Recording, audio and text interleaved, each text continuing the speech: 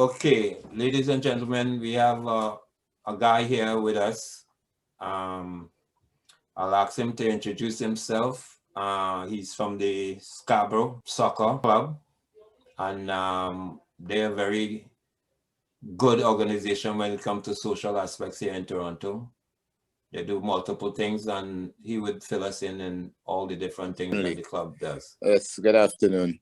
My name is Magnus Flemming. I'm from Trinidad, Marbella to be specific. That's just bordering San Fernando. You played in Trinidad, right? What team you played for in Trinidad? Yes, I did play in Trinidad. I played in SFA with a team called West Ham United. They're from right next door to Marbella, Vista Bella, just between Marbella and San Fernando. Who from South definitely would know Vista Bella and most likely would know West Ham United. And I came to Canada in 1974. And after playing football in the TND League with the Unity Sports Club, I met a friend who introduced me to Scarborough Caribbean Sports Club. And the rest is history in terms of I've been with Scarborough Caribbean Sports Club since 1976 up to this present day.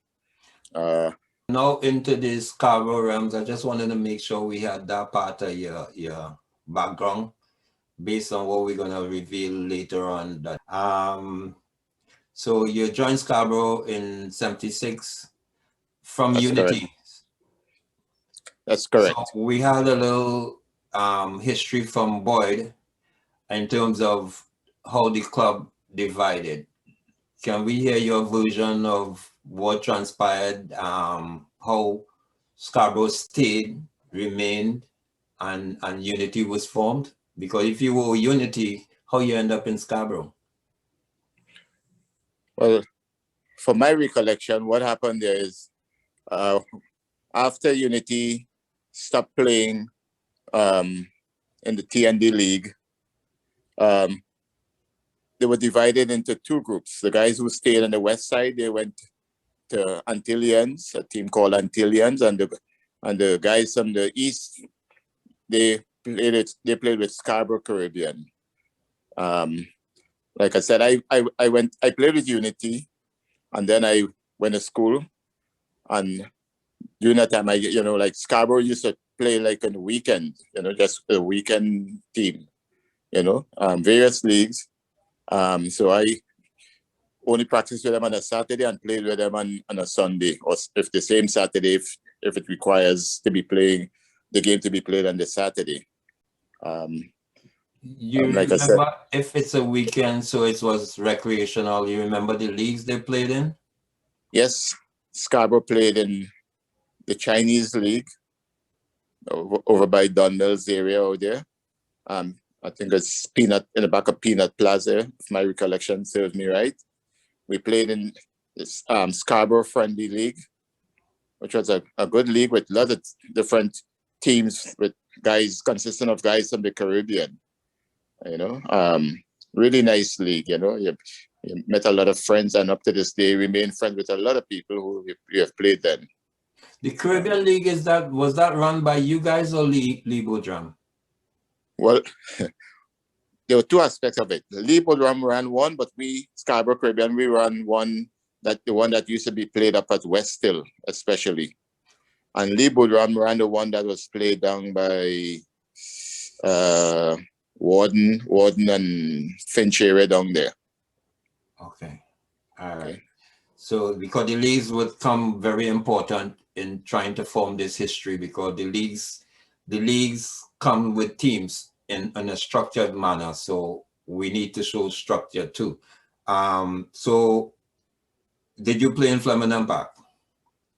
Yes, I did with Scarborough Caribbean. How was that? How was the Fleming Park League compared to the other leagues? So seeing that you call so many leagues now and you omitted Fleming, so now you have a whole wide scope of the leagues, the caliber of playing the leagues, and the environment or the atmosphere surrounding these leagues. Well, To be honest, the league in Flemington Park, what we refer to as under the wire, that was a top class league, you know, because I mean you get all the top players of guys who played with West Indies United or Irie or whoever. They all played with their respective teams, you know. They didn't. The closest I would have seen is players who consider most of Irie players, right? And of course, needless to say, they were the top team. Smiling, eh? They were the top team during that time, you know. But we held our own. That means we being Scarborough Caribbean. As a matter of fact, I recall a game one particular Sunday morning with division in, and well, I just recently joined Scarborough, and after playing after playing with Unity, set a drink, you know, and they're predicting they're gonna give us like 6 or 7, you know, because they're supposed to be a force. Well, unfortunately for them, we beat them 2-1. Okay, we beat them. Right. Hopefully they don't question that output. No, it's ancient history. They know it. Okay. They know it because an incident took place with two of their good players at the end, because they're arguing how they could let a team with a set of guys who just focusing on drinking beat them. But we had some good players on our team, to be honest. Right. That's right. I remember the tall guy, God rest his soul, he passed now. Alex. And yeah, you had another strong guy in the midfield. We had a guy, if it's the same guy you're talking about, he passed on too. He's originally from Jamaica, but he played football in England. That used to be our captain, Henry Johnson, very good midfielder. Yeah, that's him. Yeah. He passed on too. Yeah. So we had we had an African guy called Mike Obi, or he was fast, you know. Mm-hmm. Now, we do the leagues thing. You wasn't no top team, but I found it very hard to beat Scarborough, even when we were the strong team in Flemington Park. I think maybe it had to do with the guys who were a little older, so you know they're not taking certain things positional wise and stuff. Scarborough is a tough team for us to beat, and it's the same thing I found in TND too with the older teams. Somehow maybe they don't give up position or whatever. So yeah, Scarborough used to hold their own in Flemington Park. You know, there's no two ways about that. Now you guys, to me, I find you guys are a very strong club socially, and so once you have the social, the structure stays in place. What other things that you guys do as a club that you think kept the club so solid for such a long period of time? Well, we made a name for ourselves, because we had a basketball team, men and women basketball, of course the men's soccer, and at one time we used to have 2 soccer teams. We had the young guys, some of the guys who parents played with the older team, helped form the team. They played in TND and they played well too. Then in the cultural part, we had folk dancing. We had, Caribana. We played Caribana. We had Caribana bands. We were always there for Caribana. We gave boat rides. We used to have some of the best parties out in Scarborough, like Caribbean-oriented parties, Up to this day, we have one of the best Christmas dances, anyone can think about, So we have touched on everything. We had some older guys there who knew what they were doing and they gave us the direction, and which is the same thing that we hold dear to our hearts to this day, Yeah, and you were one of the club, and the reason why I asked that, and you're saying it well, is that Scarborough again is one of the clubs that did a good transition from the older guys to the youth because of Roderick and these guys. And what did you guys have a meeting to determine that, or you just saw that the younger guys were ready to take over management of the club? How did that work? Well, you call a good name there, Roderick. His father was one of the founding members of Scarborough, right? If I call his nickname, you might remember him, Smokey, right? Yeah. And at one time I was like Smokey's next door neighbor, so we always talk about it, right? Mm-hmm. And Roderick and the brother just after him, Sheldon, they were playing with Malvern and Smokey, and I used to go help them out, like whatever, because like I said, with being neighbors, I go when they're practicing over by Pierce, and I go help them out, and so we were very fortunate because with Smokey managing that young team there, playing for Malvern, a lot of the guys came and, like when they reached us, maybe what, 18 or like a little over 18, decided that they will come and they will all join Scarborough. So we kind of get a ready-made team for the young guys. And those guys, a lot of good guys, really a lot of good guys, young guys. And then their friends came in and the rest is history again, That's what I saw, and I wanted you to tell that story because it's one of the few clubs. West Indies did a little, but because of Scarborough's social strength, that even the players that was coming in, they have never really left because it was a tight-knit social club. Because I remember when Roderick, but even when you had that small, what make you determine that Roderick and these guys were ready to take, because Roderick ended up being part of upper management, not so? And his brother, up to this day, his brother, the one just after him, is the president. There you right? go. Yeah. And Roderick really ran the aspect, like managing and coaching the young team, right? Mm-hmm. He kept them intact. And the brother, Sheldon, very good player also. He focused on, help, like we brought him in, because what happened, a lot of the older guys were kind of getting, with management aspect of the club, right? Mm-hmm. They just wanted to do something else. And we always kept saying, we want to transition this management of the club to the younger folks, and a lot of them showed interest, and that's where we are today. We still have some older heads there to help, guide them along. Well, be careful now when you talk about having older heads, because these younger guys are older heads now. So distinguish that is true. older the original heads, because Sheldon and these guys are they're Sheldon used to say it, right? Third brother. That's right. Yes. Yeah. The tallest of them, Ricky, big, Ricky. Strong guy. That's right. Ricky. Yeah, that's him. Your son played also in that team, correct?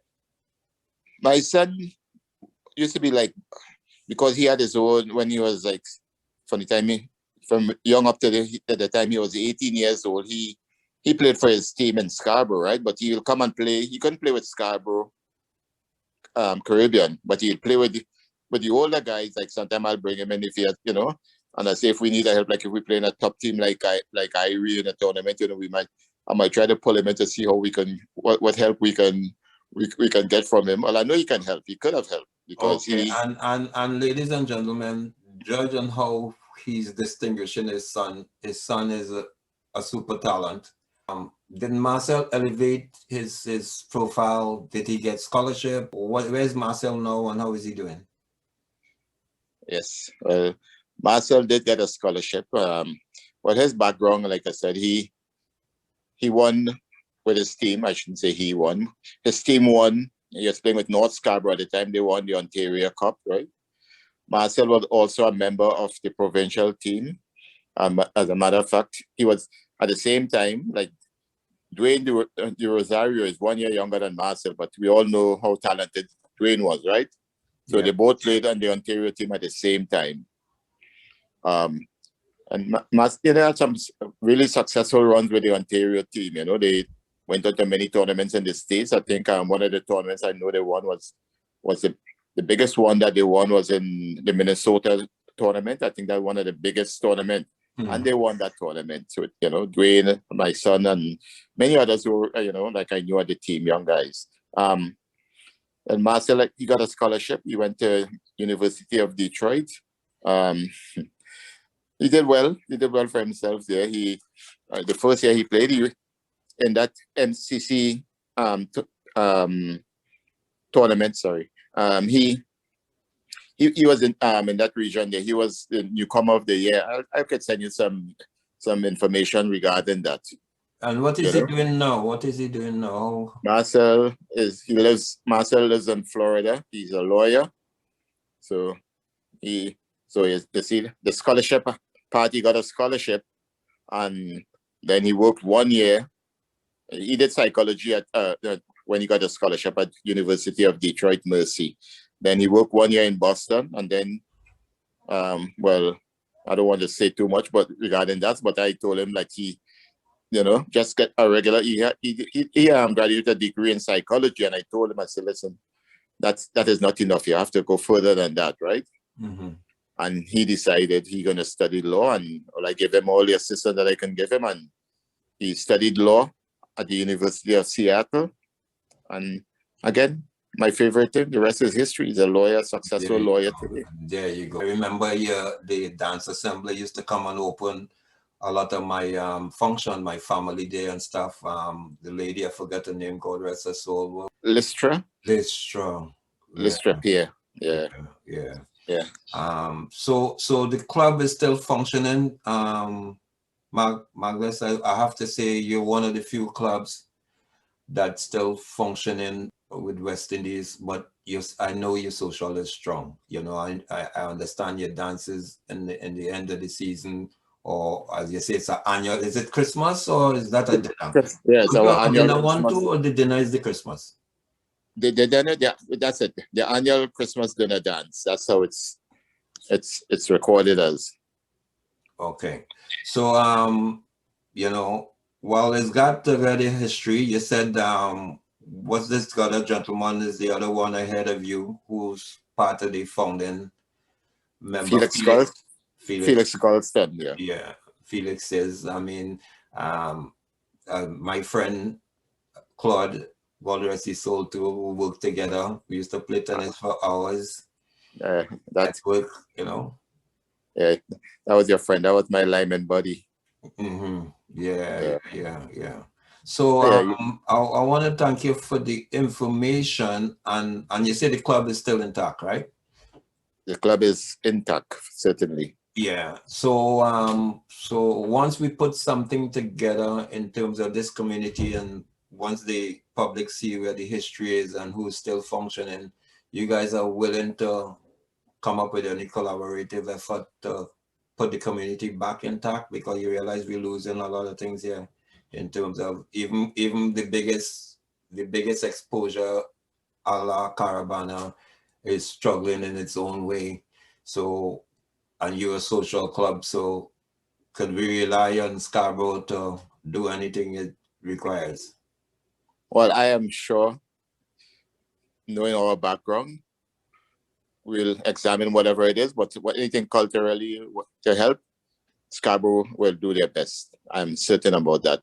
It's not my call, but knowing the folks, because I've dealt with them, we're all friends to this day, and I know they will do whatever is required, because that's part of their DNA, to be honest. So as you said, the young members, who's the president?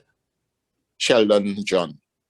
Okay, so that's really nice that even now, although I could talk to you, I would have to go and talk to one of the younger generation that passed through the club about moving forward. Of course, you guys are advisors, I would think, right? That's yeah. They know that we just try to stay in the background to help.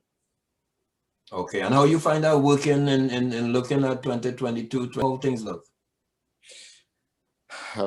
Well, to be honest with you, I'm not even looking that far ahead. And I'm just trying to make it through this, fought hard last year to make it through 2020, and we know in the second month of 2021. So just looking at the progress we're making and just praying every day that things will work out, that we can get back to at least some semblance of where we used to be, And I know a lot of people are looking forward to the same thing. So I don't want to jump too far ahead, but once I know, as soon as things start getting back to what we call the normal, which we all also should know that it's going to take a while before we get back to what we view as normal, right? Mm-hmm. Take it step by step.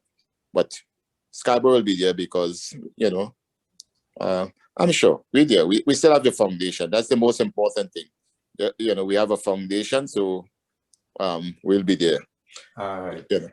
So Magnus, I want to thank you for giving me the information. Scarborough been a part of the community. As the public see, you have a lot of wings. You fly in all different areas, basketball. Oh, you still have those other thing, or it's all subtle now? You still have any activity? What activities you have? Well, the last thing we had there was really just the youth playing football with Sheldon and Roderick. Well, not Roderick. Well, he more in the managerial aspect of it now, but Sheldon and a lot of younger guys. They've been doing well. Up to not last year, up to 2019, they played. You know, they played in a league there. I know there's a league that they won like 2 years before, both the regular season and the playoffs. And I know last year they lost in the knockout. Well, last 2019. 2019, the last time they played here. So you think they still have an appetite? As I say, we don't want to get far ahead because things have to get back to normal. But you think there's an appetite still to be participating? Yes, because I am sure they will. You know, because I think with some of those younger guys will be just waiting, gearing, ready to go. You know, so and I know those guys, like, they're friends, right? So they'll keep in touch with each other and they will start practicing. I that much I know about those guys, you know, like Smokey's children. They're good organizers, you know, and they know how to keep teams together, you know. Okay. So, well, okay, Magnus, I want to thank you for giving me the information and the time, and I want you to keep safe with this COVID. The magic word from you is normalcy. That's for sure. All right, so take care and thanks. Well, thank you very much for giving me the opportunity. All right. Take care. All right. Okay, bye. Bye.